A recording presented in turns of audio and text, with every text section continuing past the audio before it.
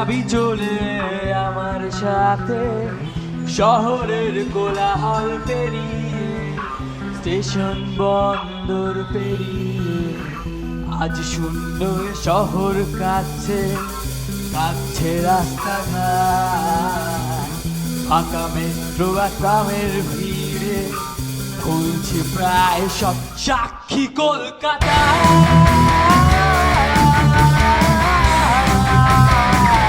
সাক্ষী কলকাতা।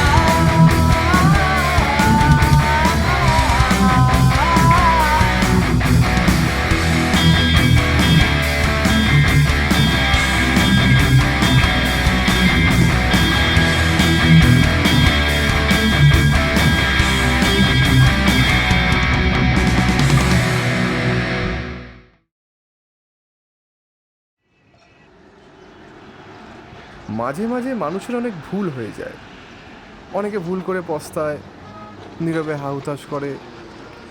আমিও করি, ভুল আমারও হয়। আর এই ভুলগুলো হয় বলেই আমি বুঝি না, আমি মানুষ, আমার মধ্যে সবটুকু ভালো নয়। যে ভুল মানুষ সুস্থ মস্তিষ্কে করে, ভেবেচিন্তে করে, তাকে নাকি পাগল বলে। কে বলে? মানুষ বলে। কিন্তু মজার কথা হলো, আসলে সে প্রকৃত পাগল কিনা সেটা মানুষ নয়, সময় ঠিক করে। 3:05:55। মানিকবাবু ঠিকই বলেছিলেন, আমরা সবাই আসলে পুতুল, আল্লাহর হাতের পুতুল। সুতোর পর সুতোয় টান মেরে তিনি আমাদের নাচাচ্ছেন, আমাদের ভাগ্য নির্ণয় করছেন। কিন্তু আজ আমি আমার ভাগ্য নিজের হাতেই লিখব। আজ যা হবে তাতে কোনো আল্লাহ বা ঈশ্বরের হাত থাকবে না। আমার ভবিতব্য আজ আমার হাতে। কিন্তু আমি জানি না আমি কি করব। মানুষ চাইলে অনেক কিছুই করতে পারে। মানুষের সৃষ্টির পিছনে ঈশ্বর আছে কিনা জানি না, তবে ঈশ্বরের সৃষ্টির পিছনে মানুষের হাত আছে। আমার ঈশ্বর কোনো চার দেওয়ালের ঘেরা টোপে নয়, আমার অন্তরে অবস্থান করেন। আর তিনি আমাকে ভালোবাসতে শেখান। ধর্ম, জাতি, নারী, পুরুষ নির্বিশেষে তিনি ভালোবাসার কথাই বলেন। আমি কখনো বলিনি নিজের কাজ, কর্তব্য, ভবিষ্যৎকে অস্বীকার করে আমি প্রেমে ডুবে থাকব, তা নয়।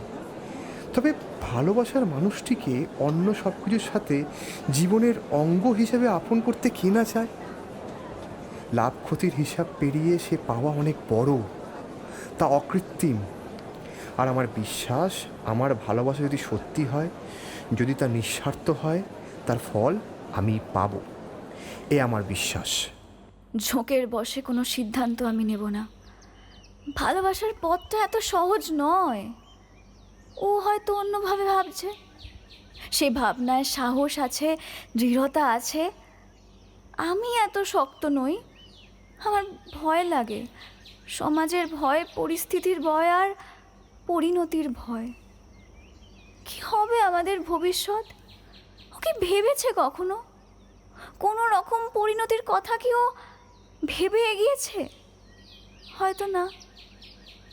কিংবা হয়তো ভেবেছে আর কিছু হোক না হোক, ভালোবাসাটা পরিণতি পাক। কিন্তু এসবের মধ্যে আমি কেন? আমি তো কখনো বলিনি ওকে ভালোবাসি। আর এভাবে কি ভালোবাসা হয়, তা পরিণতি পায়? ও কি এসব কিছুই ভাবেনি? হয়তো ভাবেনি, শুধুই ভালোবেসেছে। এত কিছু যদি ভাবতাম তাহলে চলার পথে এত হোঁচট খেতে হতো না। চোখ বুজে চলা সমাজের আদিম চলা হলো আমার কাছে বড় অসামাজিক কাজ। উন্নত হওয়া মানে সমাজকে অস্বীকার করা নয়, সমাজের প্রতি দায়বদ্ধতা আমারও আছে।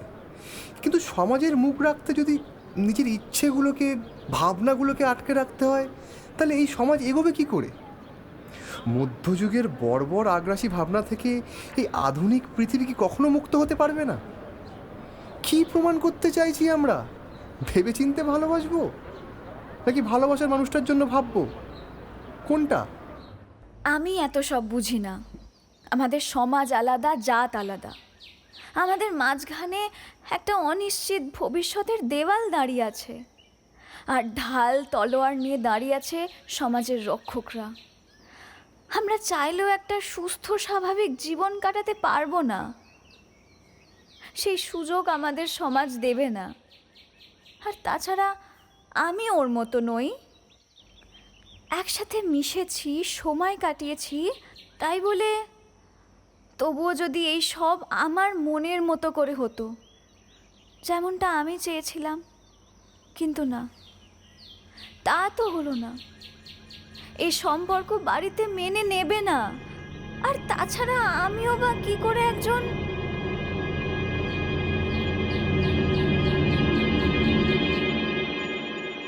ভুল আমিও করেছি, স্বীকার করছি। তবে ও যা বলছে তা নয়। আমি ওকে সত্যিই অনেক দিন ধরে ভালোবেসেছি, তবুও বলতে পারিনি। সেটা কেন ও জানে। আমার পক্ষেও সিদ্ধান্তটা নেওয়া সহজ ছিল না। আমিও কোনোদিন ভাবিনি যে জীবনে এমন কোনো দিন আসবে যখন আমাকে সমাজের দিকে পিঠ দিয়ে দাঁড়াতে হবে। কোনো একটা জিনিসকে আমাকে বেছে নিতে হবে, নিজের জন্য স্বার্থপর হতে হবে। নিজের এই অনাবিষ্কৃত দিকটি আমার কাছে স্পষ্ট হয়ে গেছে। হলাম না হয় সমাজ বিমুখ, গ্রহণ করলাম না হয় এই অনিশ্চিত কালো ভবিষ্যৎকে। জানি না আজও কি বলবে, আমাকে আপন করে নেবে কি না। তবুও একটা কথা আমার কাছে সূর্যের আলোর মতো স্পষ্ট। আমি ওকে ভালোবাসি, কারণ আমি স্বার্থপর, আমি পাগল, আমি প্রেমিক।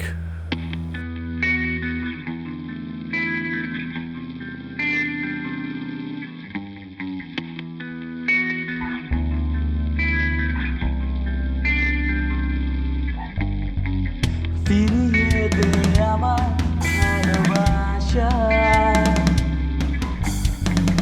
ফাঁকা ক্লাসরুমে চুম্বন অভিনয়, মন ভেজে বৃষ্টিতে আর বৃষ্টিতে বদলায়, কামনা মাখা হৃদয় তোর সুখে আশ্রয়, সাথে স্পর্শ গায়ে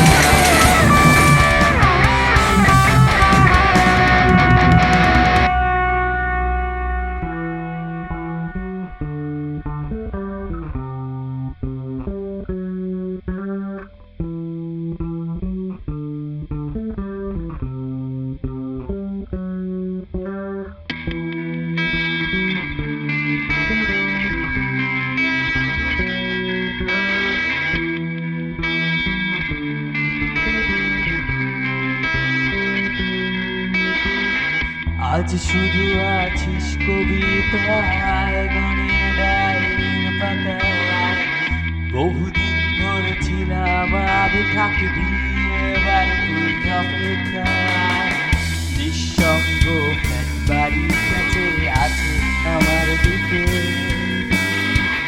ভূস্বর্গকে করলি নরকৃতি না তাকিয়ে।